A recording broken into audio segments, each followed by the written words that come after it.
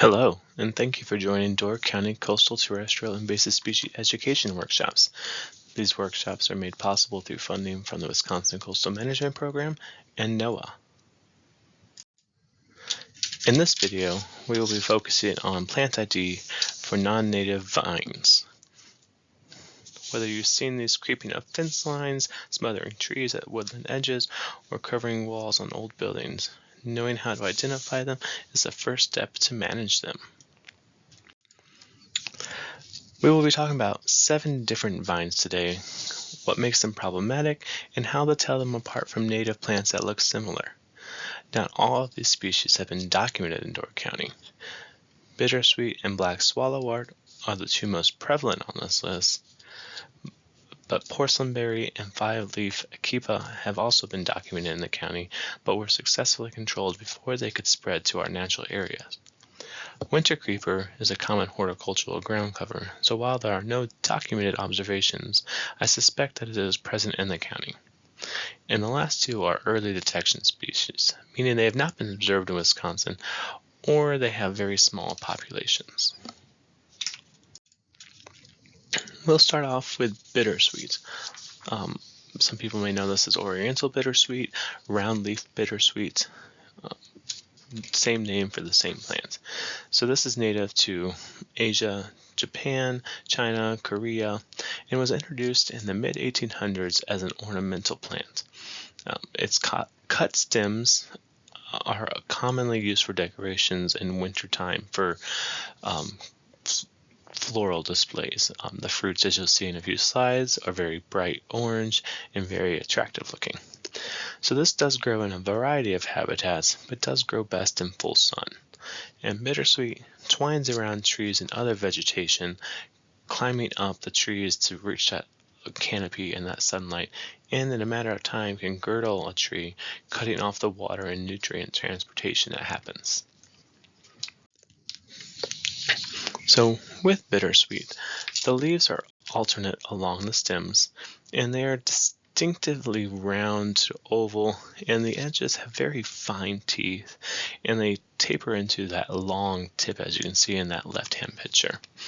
And in the fall, these leaves turn a bright yellow color. The flowers are very inconspicuous and not very showy, but the fruits are what people will really see. So the flowers and the fruits both grow in the leaf axils. So along that stem, wherever a leaf attaches, you're going to most likely find a flower and then ultimately fruits. Bittersweet is dioecious, meaning that it has male and female plant flowers on separate plants. So just because you don't see fruits does not necessarily mean you do not have bittersweet. There are multiple characteristics to look for. It's good to catch it in the early spring when it's flowering, and then later on in the fall as well. These fruits have a yellow casing here, as you can see, yellow to oranges, which ultimately split open after it matures, and inside has bright red fruits. Bittersweet does have one native species that looks extremely similar. So in our county, we do have a native bittersweet, American bittersweet. And the main difference for telling the 2 apart is going to be where the fruits and flowers are at. So in American bittersweet, the fruits and flowers, they occur at the very end of the branches. So you can see here in these pictures along the leaf area, the flowers there, and then the fruits, they're at the very tip of the branches versus at each individual leaf axils. There are some theories behind the leaves are being different shapes and different roundness, but those are leaf shape is very flexible. So this is much more of a reliable method for telling the 2 apart. And then the fruits with these ones, they are cased in orange, and then they have a bright red inside. So that can be one variation as well from the non-native bittersweet. They'll typically have a little bit more of a yellowish color, but the location is really what's going to be the key determining factor. Black swallowwort is a very uncommon species here in Door County. So it is native to Europe, and was unintentionally introduced in the 1800s. So it was brought over here as a botanical specimen and then ultimately escaped from there and then sort of has spread over time from that. And it's a very adaptable species. Here in the county, we'll find it growing in fairly heavily shaded woodlands, but also in full sun, from dry even into areas that are pretty saturated. So it can kind of grow in a variety of spots. It can compete aggressively. As you can see in these two pictures here, it can really form a dense monoculture. So those dark green leaves that are creeping along are all the black swallowworts. And in black swallowwort in our part of the state, as you see in this top map, is a prohibited species. So what that just means is control is required. We have only found it in the Bailey's Harbor area, so it's very isolated. So we do have a good chance of actually controlling it and making sure it does not spread further in this county. So the leaves with black swallowwort are opposites, but it vines around so much that can be kind of challenging to see sometimes, especially if you have a big mass of plants. But they are broadly triangular in shape, so they've got a fat bottom and then they taper down to a long tip. The edges of the leaves are going to be smooth, and then the leaves themselves are a very shiny dark green color. Almost, they have a very glossy texture to them. And the flowers are small and inconspicuous, but they are very distinctive. So they are a purple star-shaped flower with a bright yellow center, as you see in the smaller picture here. But they are quite small, so unless you're actually looking for them, they're not going to stand out. And then these flowers develop into an elongated seed pod. So you might look at that seed pod and realize that looks very similar to other species. So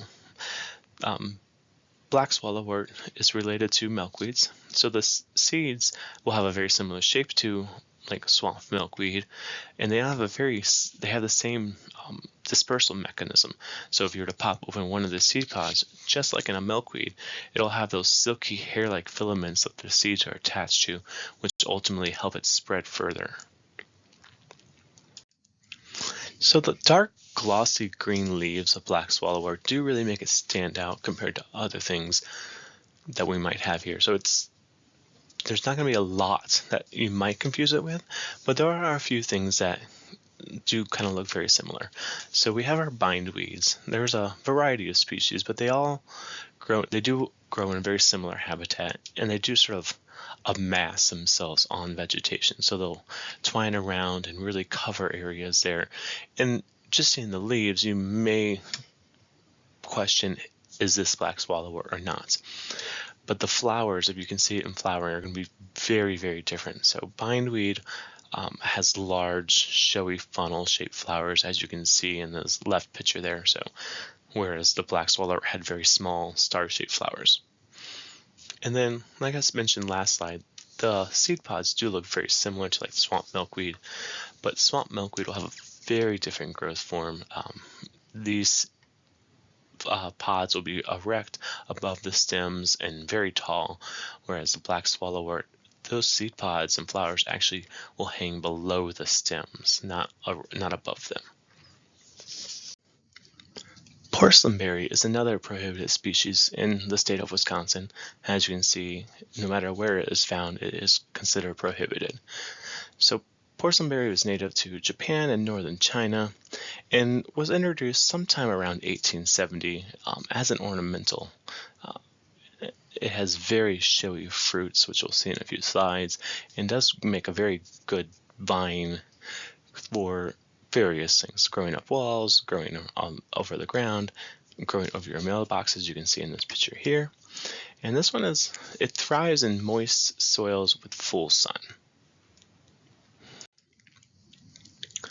So porcelainberry, the leaves will be alternates, but as it vines around a lot, that might be kind of confusing just from a distance. So kind of need to get into that to really see those. And it does have alternate leaves that are about 2.5 to 5.5 inches long, which they are broadly heart-shaped or deeply lobed. And a plant could have both varieties of leaves on there. And then the edges, no matter what shape they are, they're going to be coarsely too, so they'll have some very rough teeth along the edges. With porcelainberry, the bark, as it matures, becomes very rigid and furrowed, almost similar to like a cottonwood tree. As it matures, you have those dark fissures and furrowed bark on there. But something unique about porcelainberry is the pith and the inside bark. So the pith is the very center of the stem. So as you, in this lower left picture here, indicated what the pith is with that yellow arrow, and that is going to be bright white, and then the surrounding wood is going to be tan to brown in color. And then the flowers, they're small and not very showy, and they grow in branched clusters all along the stem. One unique feature about the flowers are the pointed tips of the petals, as you can see in this top picture there. So they're very much like a star shape. The berries are what really are the ornamental feature of this. So as you can see in this bottom picture there, you have a wide range of colors: purple, blue, magenta, white, green, and as they mature they're going to change in color as well, and they're very colorful and speckled. Both the fruits and the flowers are held above the stem. They don't droop down, so they're going to be very prominent once they mature. So the most common look-alike that you might encounter and may think you have is going to be wild grape. So a couple of big differences are the fruits of wild grape are going to start off green, then they mature into a blue-black color, but they won't be speckled ever. They may have like a glossy white bloom on them, but they won't have that speckled dots on them. The fruits and the flowers of wild grape also droop, so they're going to droop down below the stem and dangle. Porcelainberry is going to be above the stem and very erect. And then you can look at the bark as well. On mature grapevines, as you see in the center picture here, it starts to peel in like shreds in vertical strips, whereas the porcelainberry does not have that. And then the pith on wild grape is going to be different as well. So I've marked the pith for both species, for wild grape and porcelainberry, with that yellow arrow. The wild grape pith is going to be a brownish color with the surrounding wood being green, where the porcelainberry, again, it has that white pith with the surrounding wood being like a tan to a brown color. Five-leaf akiba is also another prohibited species in the state of Wisconsin. It's native to Asia and was introduced in the 1800s for horticultural use. It does have very showy flowers and very attractive fruits. It thrives in full sun, but it can handle some deep shade. It just may not perform as well and may not have the fruits and the berries and the flowers. So the flowers are a dull greenish blue color, and they're fairly unique. So they're a compound leaf with 5 stalk leaflets, also called palmates. I kind of remember that because it looks like a palm of your hand if you hold it up. And the leaflets are rounded, and at the tip, you can see on a few of these pictures, it has this sort of like a little indentation or a notched tip along there. And then these leaves will not have any teeth along there. The flowers are a purplish color, and they actually have male and female flowers are in different structures. They can be on the same plant, but they'll be separate from one another. And then the fruits are a very large sausage-shaped and purple in color, so they're quite distinctive. And then the flowers also kind of have a chocolatey vanilla fragrance. Another common name for five-leaf akiba is actually called chocolate vine. So the most common thing you might encounter that looks like this is going to be our Virginia creeper. So Virginia creeper will have that same leaf structure, a palmate, 5-parted compound leaf. But the leaflets here will not be stalked, so you can see here they sort of attach that stem, whereas the five-leaf Akiba has the leaflets are on a little bit of a stalk. And then the leaflets in Virginia Creeper are going to be serrated or toothed along the edges. And then the fruits of Virginia Creeper are going to be a dark blue, purplish color on red stems. So that's going to be, they're going to stand out in wintertime, whereas the five-leaf Akiba has that purple sausage fruit.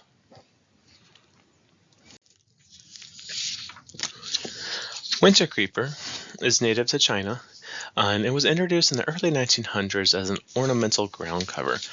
As you can see in this picture here, it definitely is a great ground cover. So this one thrives in well-drained soils, and it's pretty versatile. It can handle full sun, even into part shade, probably even to full part shade. Since it is an evergreen shrub, it can still grow throughout the winter. So the leaves of winter creeper are opposite, dark green, and and glossy with sort of whitish veins, and then the undersides of the leaves are going to have a whitish color, very different from the dark top greens. And the leaf edges are kind of wavy with some very small fine teeth along there. So winter creeper stems will creep along the ground, but they also can climb up trees. So depending on where they're growing, they can start to creep up things. So buildings, houses, trailers, any sort of structure, it can crawl up them. So it does have small little white flowers in branched clusters, but they're pretty inconspicuous, and they're not really known for the flowers. They're more used for that ground cover. Winter creeper does have some other evergreen ground covers that will look very similar. So all of these are evergreen plants, even here in Wisconsin, and they're all going to be a ground cover, but they're all going to be a little bit different. So partridge berry and winter green, not to be confused with winter creeper, are both native plants to Wisconsin. So partridge berry, the leaves are rounder and the stems will never climb, so they just truly just crawl along the ground, and the leaves will have no teeth. These ones do flower pretty regularly, and these flowers are going to be a paired tubular structure that develop into ripe red berries.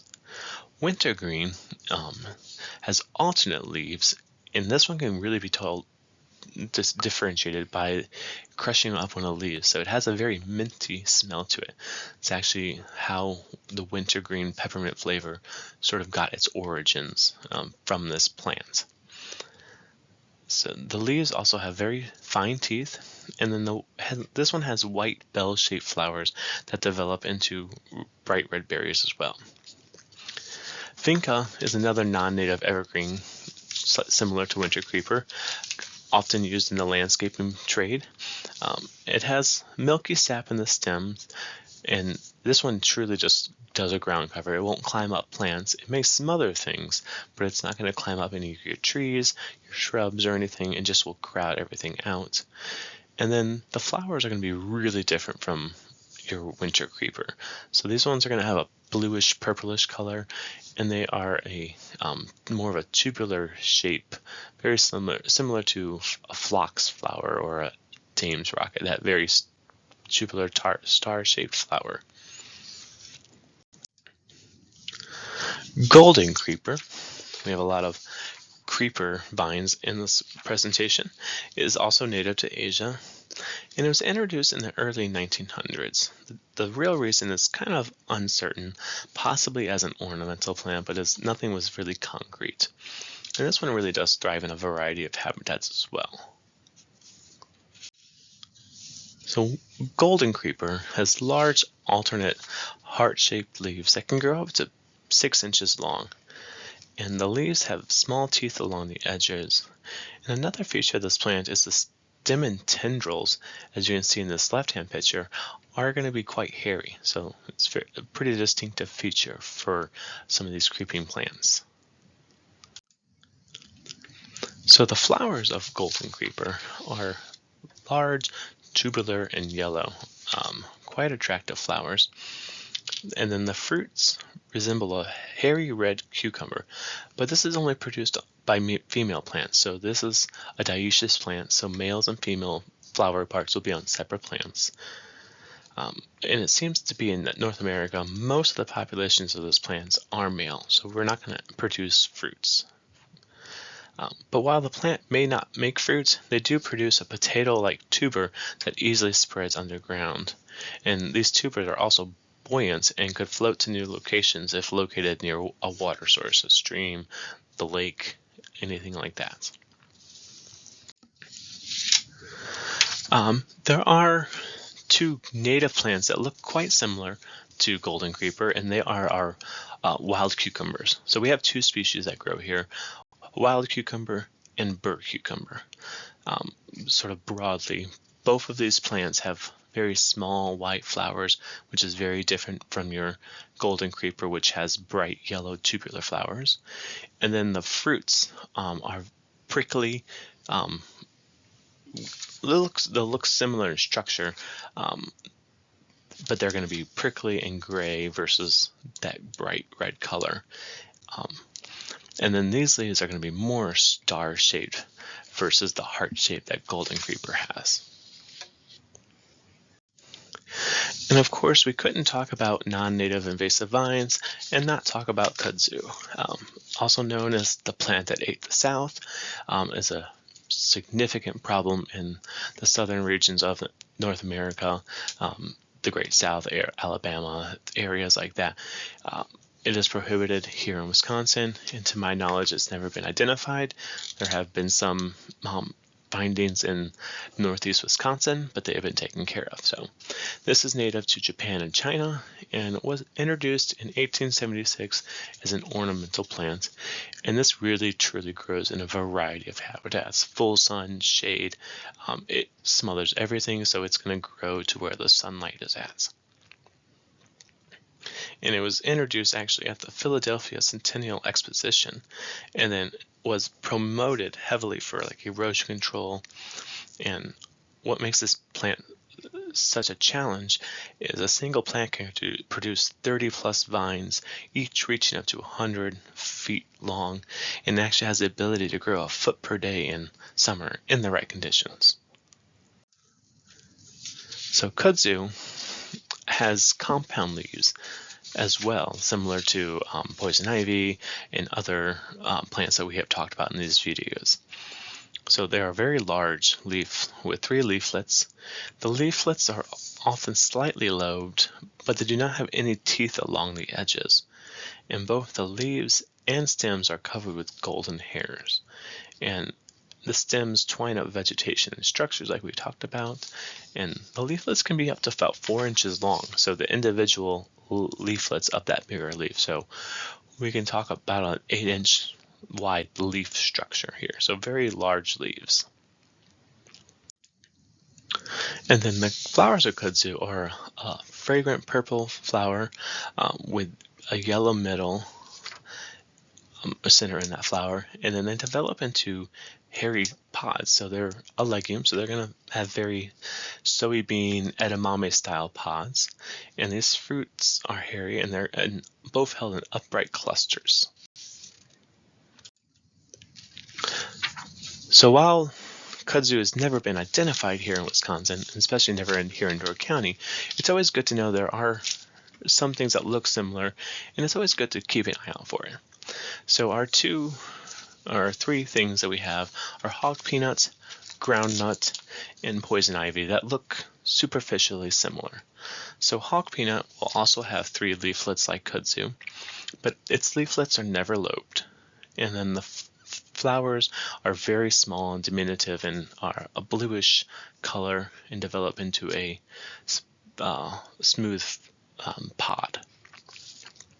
The groundnut actually will have compound leaves as well, but this one will have 5 to 7 leaflets in it, and then the flowers are a maroon pea-shaped color to them. And then poison ivy, most of us are probably very familiar. This also has 3 leaflets, which sometimes are lobed, sometimes are not. It do have some slight toothing in them as well. But the stems with poison ivy climb by aerial roots. They don't twine around there, so they may look like they twine, but they actually grow up by roots of the tree. And then the flowers, because poison ivy does have flowers, are very small and yellow, and they develop into dry white berries that persist through the winter. So very different fruits and flowers to them. And thank you for joining us.